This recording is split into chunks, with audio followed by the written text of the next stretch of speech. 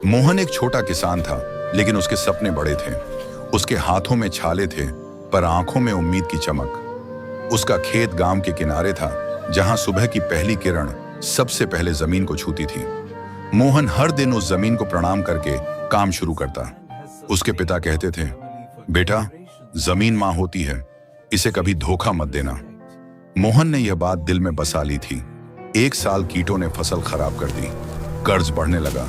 साहूकार रोज दरवाजे पर आकर ताना मारता। मां चुपचाप आंचल में आंसू छुपा लेती।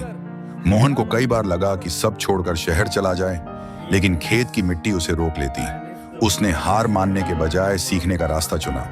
मोबाइल पर खेती के वीडियो देखे, गांव की बैठक में नए तरीके सीखे।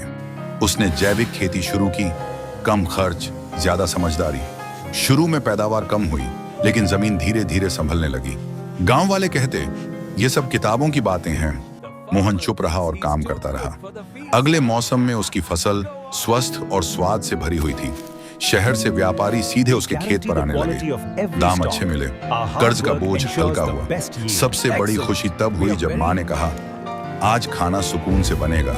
मोहन ने बच्चों के लिए खेत के पास एक छोटा सा पेड़ लगाया। बोला, ये पेड़ भी हमारी तरह बड़े होंगे। उसे समझ आ गया था, खेती सिर्फ फसल उगाना नहीं, भविष्य बोना है।